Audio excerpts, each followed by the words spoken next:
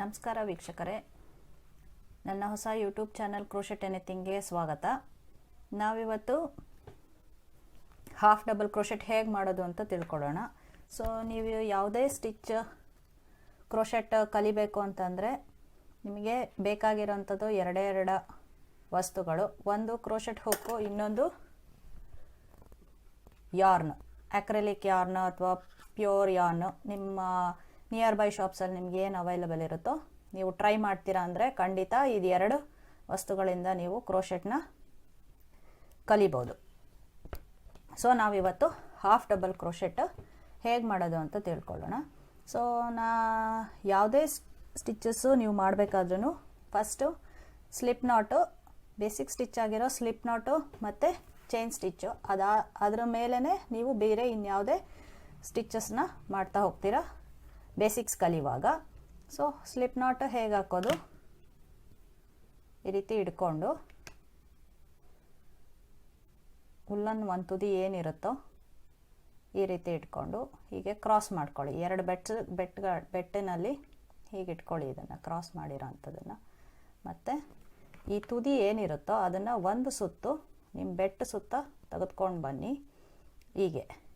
ನಂತರ ಈ ತುದಿ ಏನಿರುತ್ತೋ ಇದನ್ನು ಈ ಸುತ್ತಿರೋ ಅಂಥ ದಾರ ಏನಿರುತ್ತೋ ಬೆಟ್ಟಿಗೆ ಸುತ್ತಿರ್ತಿರಲ್ಲ ಅದ್ರ ಒಳಗಡೆ ಆ ತುದಿನ ಹಾಕಿ ಈಗ ಹಿಡ್ಕೊಂಡು ರೀತಿ ಹೇಳಿದ್ರೆ ನಾಟ್ ಆಯಿತು. ಇದೇ ಸ್ಲಿಪ್ ನಾಟು. ನಾನು ನಿಮಗೆ ಪೂರಾ ಡೀಟೇಲಾಗಿ ಬೇಕು ಅಂದರೆ ನನ್ನ ಮುಂಚಿನ ವೀಡಿಯೋಸ್ ನೋಡಿ, ಸ್ಲಿಪ್ ನಾಟು ಮತ್ತು ಚೈನ್ ಸ್ಟಿಚ್ ಹೇಗೆ ಮಾಡಬೇಕು ಅಂತ. ಸೊ ನಾನಿವಾಗ ಸ್ಲಿಪ್ ನಾಟ್ ಆದಮೇಲೆ 15 ಚೈನ್ ಸ್ಟಿಚಸ್ ಹಾಕ್ತೀನಿ. 2 3 4 5 6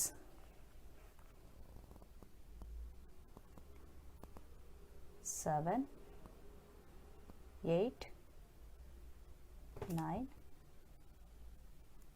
10 11 12 13 14 15. ಸೊ 15 ಚೈನ್ ಸ್ಟಿಚ್ ಹಾಕಿದ್ದೀನಿ ಸ್ಲಿಪ್ ನಾಟು, ನಂತರ 15 ಚೈನ್ ಸ್ಟಿಚ್ ಹಾಕಿದ್ದೀನಿ.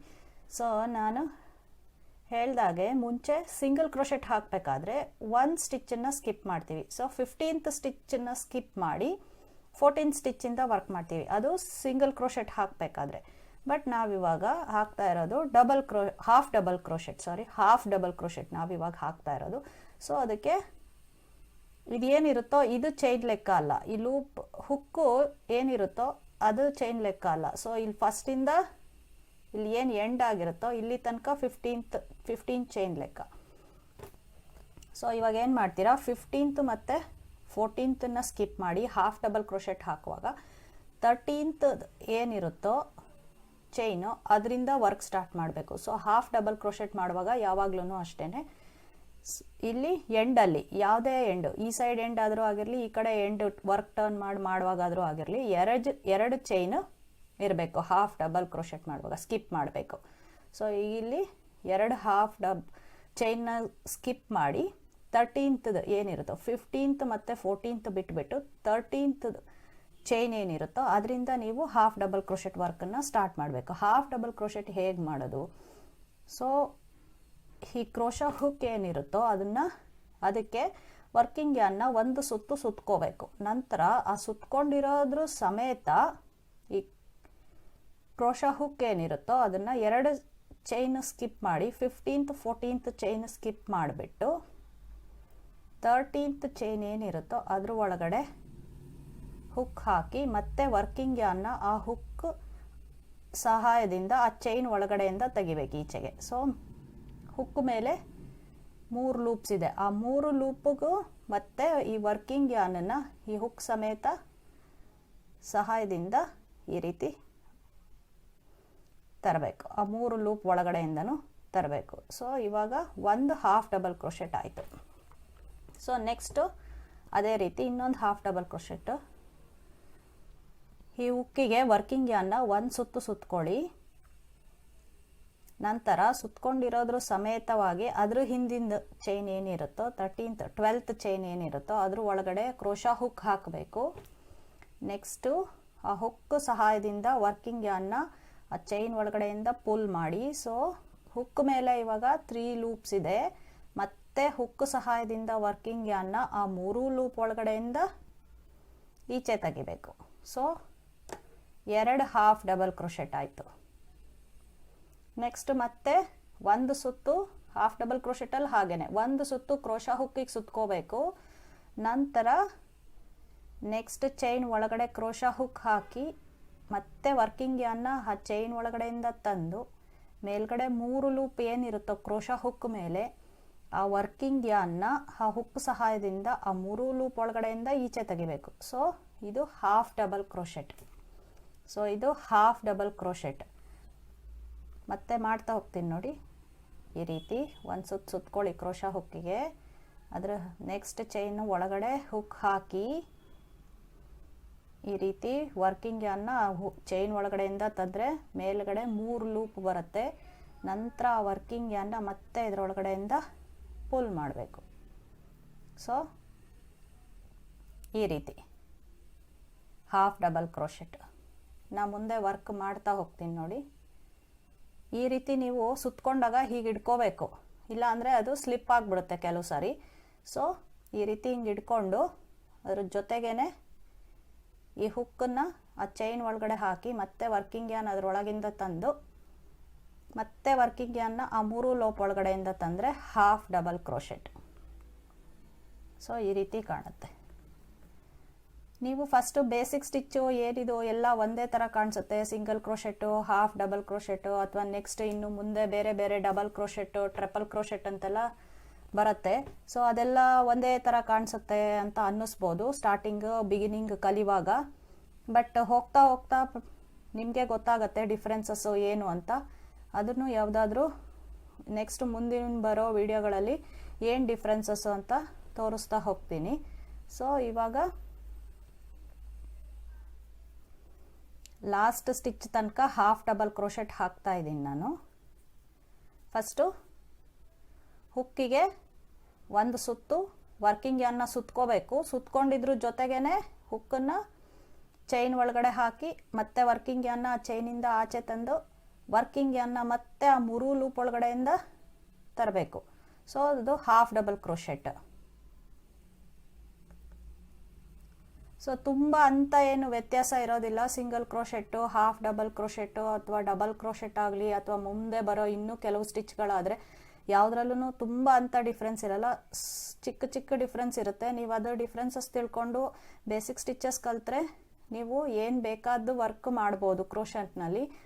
ಸೊ ಸ್ಮಾಲ್ ಪ್ರಾಜೆಕ್ಟ್ಸು ಕೂಡ ಮಾಡ್ತಾ ಹೋಗೋಣ. ಸೊ ನಾನು ಇವಾಗ ಲಾಸ್ಟ್ದು ಏನು ಸ್ಟಿಚ್ ಇದೆಯೋ ಹಾಕಿ ಲಾಸ್ಟ್ ಹಾಫ್ ಸ್ಟಿಚ್ಚಲ್ಲಿ ಹಾಫ್ ಡಬಲ್ ಕ್ರೋಶೆಟ್ ಮಾಡಿದೆ.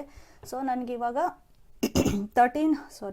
13 ಹಾಫ್ ಡಬಲ್ ಕ್ರೋಶೆಟ್ ಬಂದಿದೆ. ಯಾಕಂದರೆ ನಾನಿಲ್ಲಿ 15 ಫಸ್ಟ್ ಸ್ಲಿಪ್ ನಾಟ್ ಹಾಕಿ 15 ಚೈನ್ ಹಾಕಿದ್ದೆ. 15 ಚೈನ್ ಹಾಕಿ ವಾಪಸ್ ನಾನು ರಿವರ್ಸ್ ವರ್ಕ್ ಚೈನ್ ಮೇಲೆ ಹಾಫ್ ಡಬಲ್ ಕ್ರೋಶೆಟ್ ವರ್ಕ್ ಮಾಡುವಾಗ ಏನು ಮಾಡಿದೆ, ಇಲ್ಲಿ 2 ಚೈನ್ನ ಸ್ಕಿಪ್ ಮಾಡಿದ್ದೀನಿ. ಸೊ 2 ಚೈನ್ ಸ್ಕಿಪ್ ಮಾಡಿರೋದ್ರಿಂದ ನಿಮಗೆ ಇಲ್ಲಿ ಮಿಕ್ಕಿರೋದು 13 ಹಾಫ್ ಡಬಲ್ ಕ್ರೋಶೆಟ್ಸು ಬಂದಿದೆ. ನಂತರ ನೀವು ಇದೇ ಚೈನು ಮೇಲೆ ಕಂಟಿನ್ಯೂ ಅಂದರೆ ಇದೇ ಹಾಫ್ ಡಬಲ್ ಕ್ರೋಶೆಟ್ನ ಇನ್ನು ನೆಕ್ಸ್ಟ್ ರೋ ಕಂಟಿನ್ಯೂ ಮಾಡಬೇಕಂದ್ರೆ ಏನು ಮಾಡಬೇಕು, 2 ಚೈನ್ ಹಾಕ್ಕೋಬೇಕು.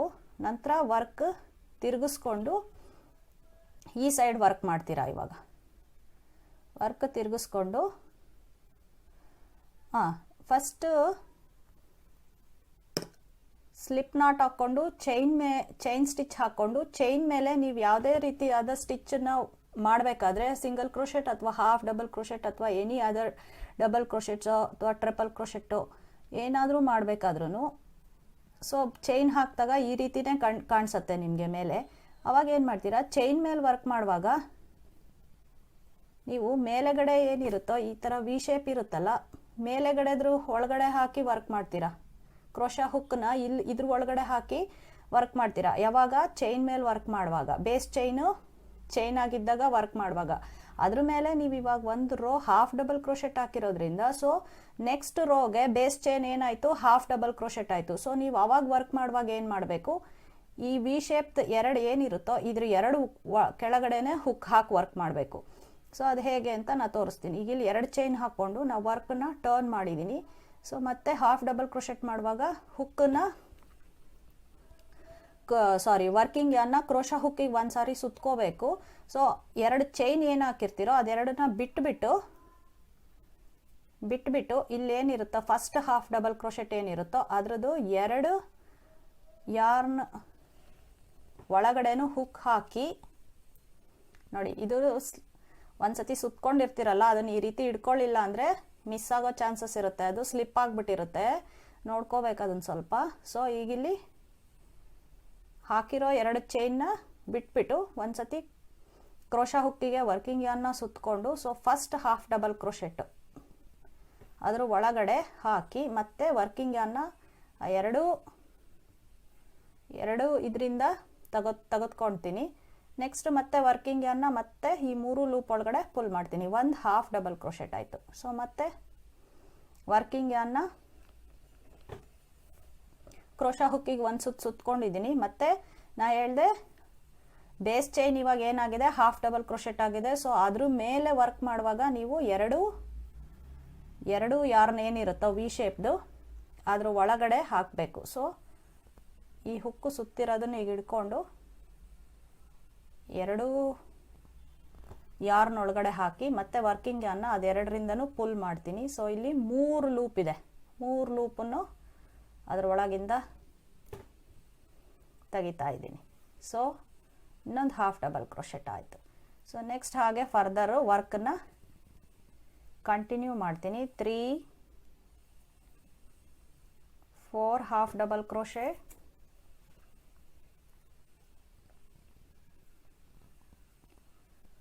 5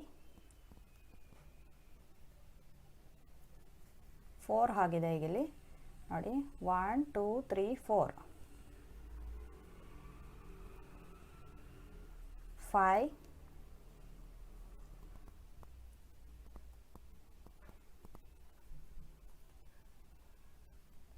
6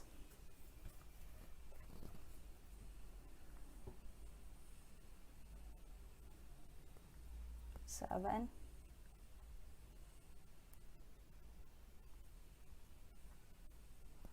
8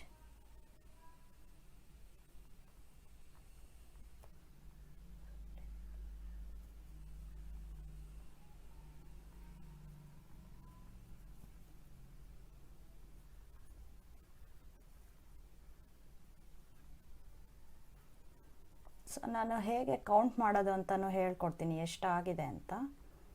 ಸೊ ಈಗ ನಾನು ಲಾಸ್ಟ್ ಒನ್ನಿಗೆ ಹಾಕ್ತಾಯಿದ್ದೀನಿ.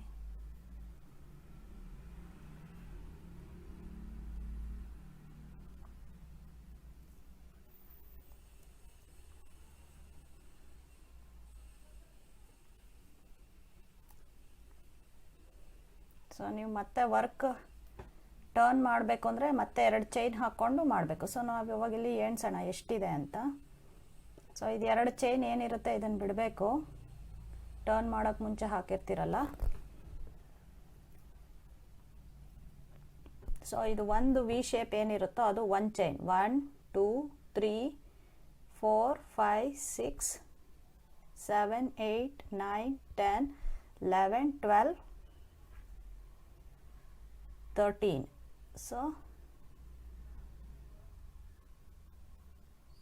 1 2 3 4 5 6 7 8 9 10 11 12 13 ಹಾಫ್ ಡಬಲ್ ಕ್ರೋಶೆಟ್ ಬಂದಿದೆ. ಯಾಕಂದರೆ ಬೇಸ್ ಚೈನ್ 15 ಹಾಕಿದ್ದೆ, ಫಸ್ಟು ಸ್ಲಿಪ್ ನಾಟ್ ಹಾಕಿ 15 ಬೇಸ್ ಚೈನ್ ಹಾಕಿದ್ದೆ.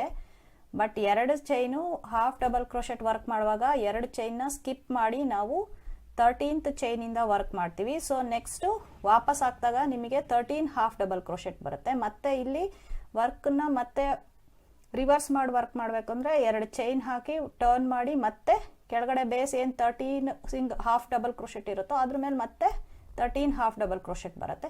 ಮತ್ತೆ ಇವಾಗ ನಾನು ವರ್ಕನ್ನು ತಿರ್ಗಿಸ್ ಮಾಡಬೇಕು. ಸೊ ಅವಾಗ ಮತ್ತೆ ಏನು ಮಾಡ್ತೀನಿ,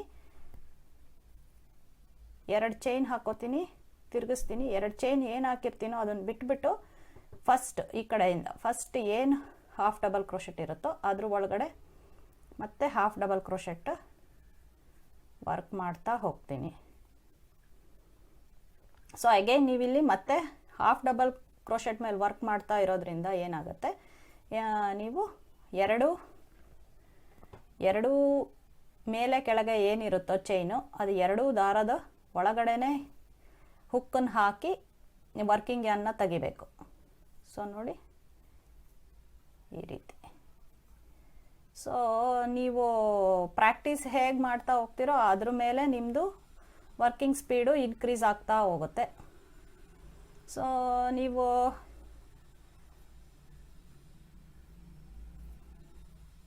ಜಾಸ್ತಿ ಪ್ರಾಕ್ಟೀಸ್ ಮಾಡಿದಷ್ಟು ಈಸಿ ಆಗ್ತಾ ಹೋಗುತ್ತೆ, ಸ್ಪೀಡು ಕೂಡ ಇನ್ಕ್ರೀಸ್ ಆಗ್ತಾ ಹೋಗುತ್ತೆ. ಅಷ್ಟೇ, ತುಂಬ ಏನಂತ ಡಿಫ್ರೆನ್ಸ್ ಇರೋದ್ರಿಲ್ಲ. ಎಲ್ಲ ಸ್ಟಿಚಸ್ ಸಿಂಗಲ್ ಕ್ರೋಶೆಟ್ ಆಗಲಿ, ಹಾಫ್ ಡಬಲ್ ಅಥವಾ ಡಬಲ್ ಕ್ರೋಶೆಟ್ ಆಗಲಿ ಸ್ವಲ್ಪ ಚಿಕ್ಕದಾಗಿ ಡಿಫ್ರೆನ್ಸ್ ಇರುತ್ತೆ. ಅದೇನು ಡಿಫ್ರೆನ್ಸ್ ಅಂತ ತಿಳ್ಕೊಂಡ್ರೆ ನೀವು ಈಸಿಯಾಗಿ ಕ್ರೋಶನ ಕಲಿಬೋದು ಮತ್ತು ಸಣ್ಣ ಪ್ರಾಜೆಕ್ಟ್ಸ್ ಕೂಡ ಮಾಡ್ತಾ ಹೋಗ್ಬೋದು. ಸೊ ನೆಕ್ಸ್ಟು ಮುಂದಿನ ಬರೋ ವಿಡಿಯೋನಲ್ಲಿ ನೆಕ್ಸ್ಟ್ ಬೇರೆ ಏನೇನು ಸ್ಟಿಚಸ್ ಇರುತ್ತೋ ನೋಡ್ತಾ ಹೋಗೋಣ. ನೋಡಿ ಈ ರೀತಿ ಕಾಣಿಸುತ್ತೆ ಹಾಫ್ ಡಬಲ್ ಕ್ರೋಶೆಟ್.